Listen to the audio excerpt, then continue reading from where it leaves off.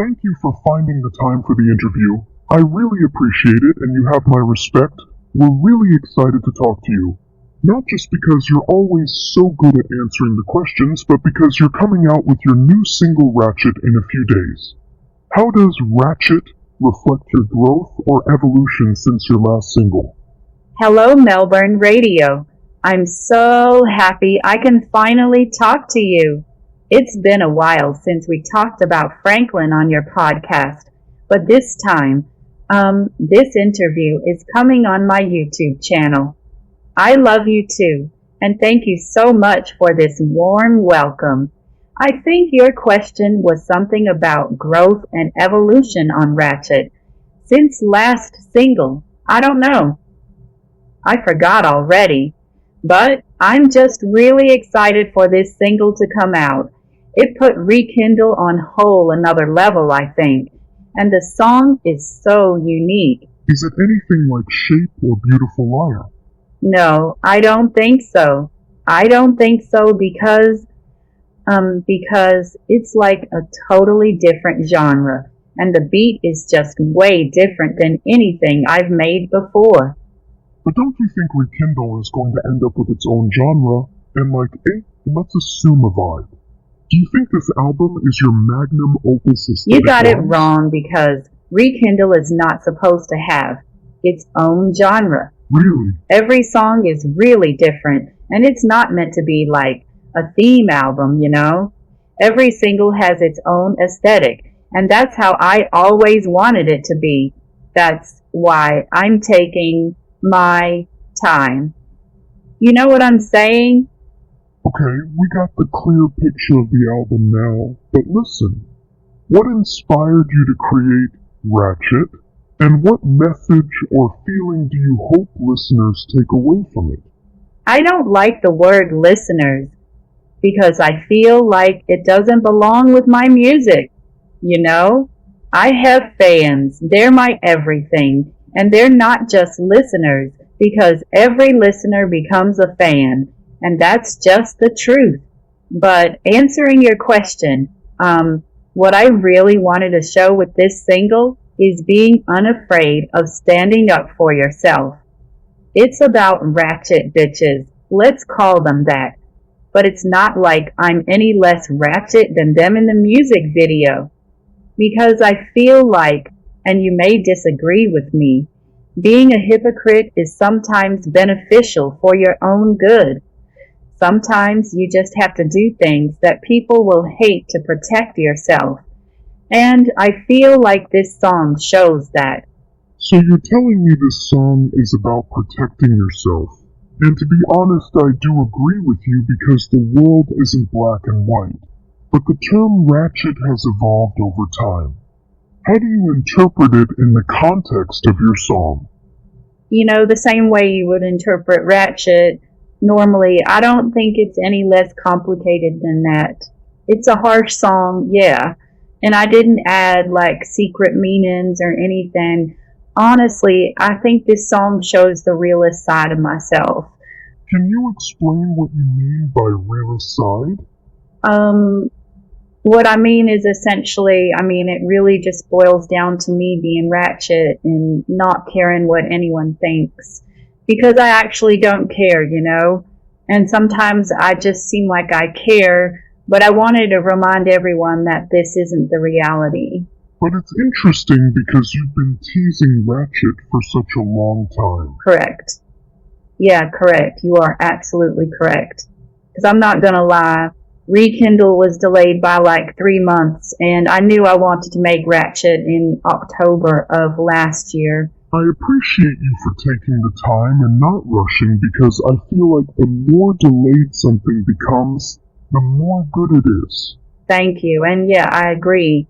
But it gets really fucking stressful because there is like a huge gap between Beautiful Liar and Ratchet, and I don't like that. I don't fucking like that. And it wasn't supposed to be like this, but I'm thankful my fans are patient and I love them so much. You know, I just love them so much. I noticed that the lyrics seem really harsh and personal. Is Ratchet meant to be a diss song? or rather an opportunity to show the world you're proud to own your body and artistry? It's really both. I guess it's both because you're correct, it is a diss song, and it's aimed at my haters. I really want to show the world that I'm taking everything more seriously, and I just want them to be on the same page as me.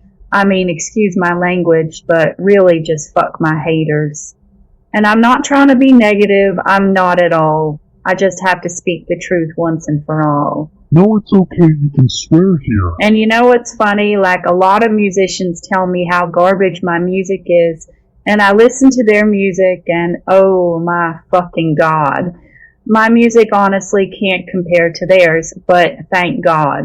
Because it's just like, let me use the word garbage.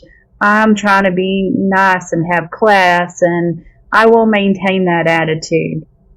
There's just some things that need to be addressed because I feel like hating on me became a trend, and somehow people think I'm laughing with them. I used to be really insecure about my music, so I would just laugh with people, but it's just so 2024, and it's just like time to move on. I'm really confident making music. I don't want to make garbage. I learned from Humiliatrix. It's called Humiliatrix. Oh, well, thank you. I just butcher a lot of my album names because they're trying to diagnose me with dementia and like other brain diseases, but I don't want to get into that. I'm working on a documentary about my life, and I just want to save for topic for the other day. No worries, Ayesha. We're just going to move on. So, what does the music video mean to you? There's a lot going on with the golden suits, black t-shirts, golden earrings, and I think the weirdest part is the cables and robotics. Am I right? Let me explain, because not everyone will get my vision. But I just have this really cool concept for Rekindle, and I said earlier that I don't want the singles to have anything to do with Rekindle's aesthetic, but with Ratchet, it's just so different. I'm in this really weird headspace where I love classic fashion and technology at the same time, and I was like, let me just combine both things and give birth to Rekindle. I guess the golden jewelry was an artistic choice because I really wanted this music video to be Ratchet. I'm really hardcore and I like to experiment with fashion, music, technology, and what else. Definitely makeup. The makeup recently is probably just so ugly to my fans, and I'm like, oh, you haven't seen the rest, you should check out Ratchet. So what I'm getting from you, your makeup is hideous on purpose, but Ratchet has even more hideous makeup. Yeah, because this whole album is just about accepting who you are. Rekindle your body is like a signature phrase that I like to use, and it will make sense. I promise it will soon. There's a reason why I want to release this album on Pride Month. You know, all of my management team is just either like really old women or gay people. I like it that way.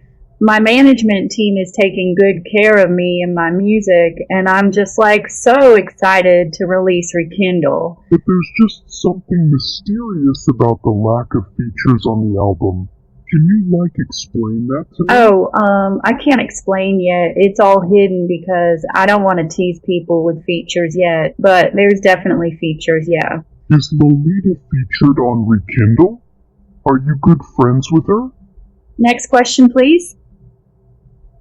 Hello? Your previous work, such as Beautiful Liar and Shape, had unique sounds. How does Ratchet continue or diverge from this musical direction, and how would you describe its unique sound? I'd describe Ratchet as a blend of electro, techno, and rap. It's definitely one of the most unconventional tracks I've released so far, you know. Like, I've never really explored this kind of genre before, so it was a new creative space for me. Honestly, with Ratchet, I wanted to surprise my fans and reveal a different side of myself, especially since rap is something I've never done in my music before. It stands out in the same way Beautiful Liar and Shape do.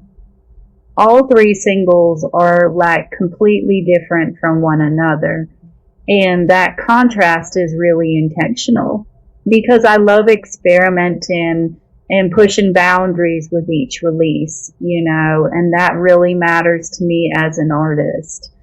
You've experimented with different genres over the years. Where's your sound heading now? Oh, it's heading everywhere. Like I said, my goal is for each track to stand on its own. I don't want any two songs to feel the same thematically, but at the same time, I want the entire project to feel cohesive sonically. Even though the songs explore different topics, like you can just hear, there's a consistent thread in the production that ties them together. I've been very intentional with the process, like really taking my time. I'm not just a singer and a songwriter. I also produce all my music. And every beat on Rekindle was produced by me. Nothing is purchased or anything. It's all organic. And that's something I take a lot of pride in with this album. With Ratchet releasing soon, are there any upcoming projects or themes you're excited to explore in the near future? Yes. Because I really love the way you make art. Oh, thank you. I can't really tell you everything, but I'm working on so many things currently. I'm probably like a workaholic to many people. I don't know if I am. I don't know if that's a bad thing, but I did say I'm directing a new movie like 2 months ago. We haven't started it, but I will probably upload like a teaser trailer next month. But yeah, things are very exciting. You look very fucking ugly. Hideous bitch. Is there a song you've written that still hits you emotionally every time you think about it? It's not out yet, but Drugs is definitely a song that hits me personally. Because it's about overdosing with someone you love. You love them so much you want to basically die with them. Because you think you deserve to be in a better place. That's basically how I felt every relationship I've been in. And I realized I'm just not made for this. It causes me pain and I have to reach for drugs. I was really addicted to heroin in 2024 and it made me age like crazy. So I also had to reach for surgeries and fillers. That's another thing I got addicted to and became my use of drug. But you've been very open about your cosmetic procedures in the past. What made you decide to speak publicly about it? Well, I really feel like my fans deserve to know what I go through. I treat my fans like friends. And if they watch me change like hundreds of times with every album, why shouldn't they watch as I change something in myself that I don't like? I'm honest about my procedures because I'm an honest person. I did have filler, but like most of it is dissolved. It's too difficult to keep up with, so I just let it dissolve. I just went down the facelift route because I think that's smarter. How do you define beauty for yourself today? I define beauty whenever I like. When I feel too pretty, I want to be hideous. When I feel too hideous, I want to be pretty. Sometimes I just hate the way I look, no matter if it's beautiful or ugly, so I have to market myself as a confident person either way. I think that's how I define beauty. How do you feel right now? I feel fucking hideous. Speaking of hideous, your adopted daughter, disabled Monique, has not dropped an album in a year now. What is she up to? She's literally up to nothing. She literally can't afford to make new music right now, so she's just been doing porn on camming websites. Anyway, I'm not in touch with her because she lives in a shelter for the homeless now, but I'm living with the rest of my family. Yeah.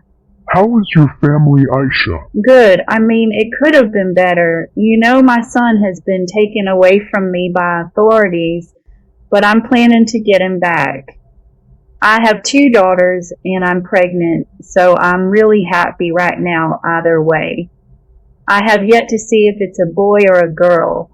What legacy do you hope to leave in entertainment and beyond? Oh, that should be obvious. I want everyone to know my name, and I want to leave like a huge stain in the world. Not like a shit stain, but like a slime stain that you can't wipe off the carpet. My lifetime goal is honestly to be a household name. Your fans just told me they want to hear you sing Ratchet. Can you do that, or is it too secret? Silence!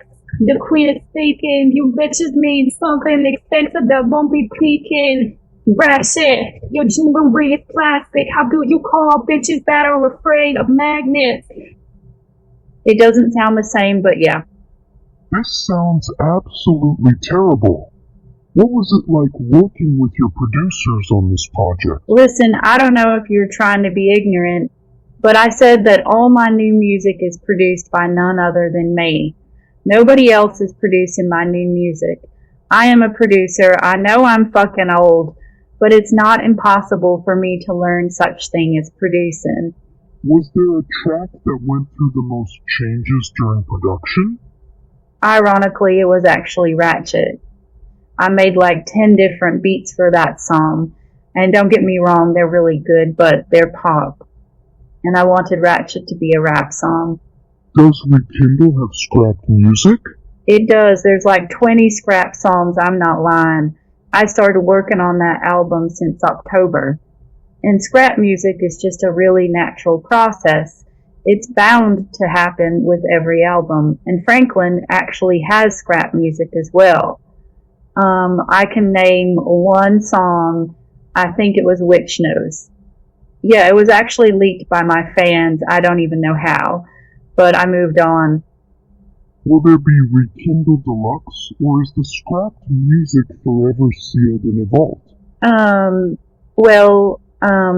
I am planning to have something similar to a deluxe edition. I don't like to use the word deluxe anymore because I just hate it.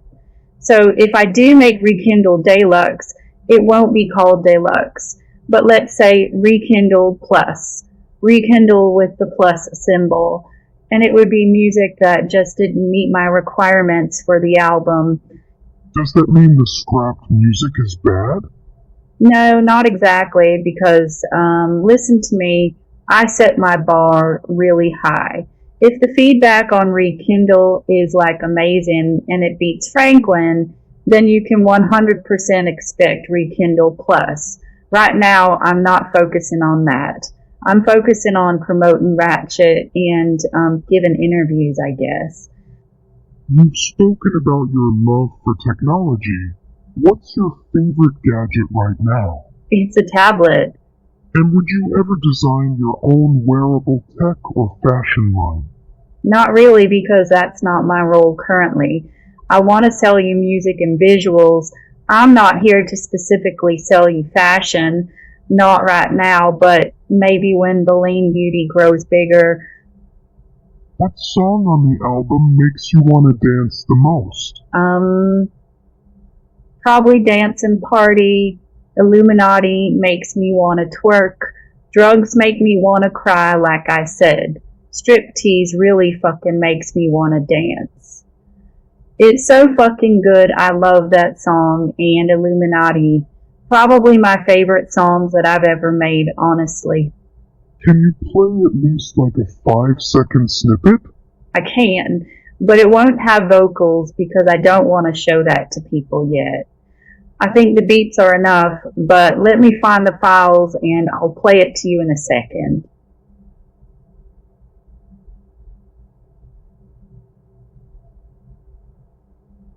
One second.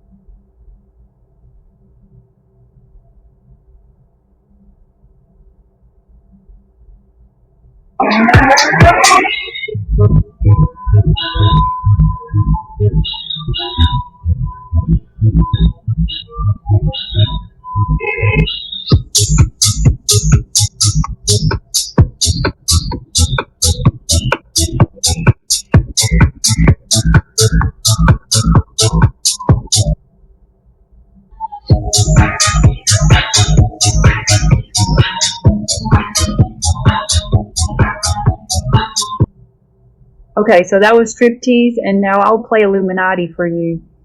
I'm waiting, no worries.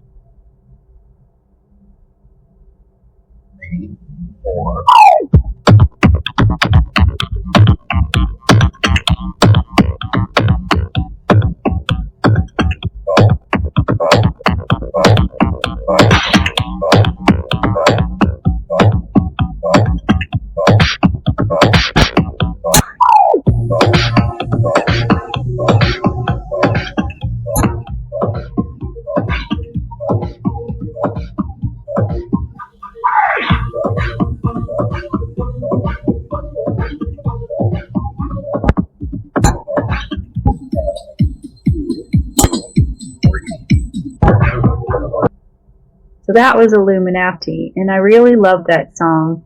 It features someone, but I can't say who, unfortunately.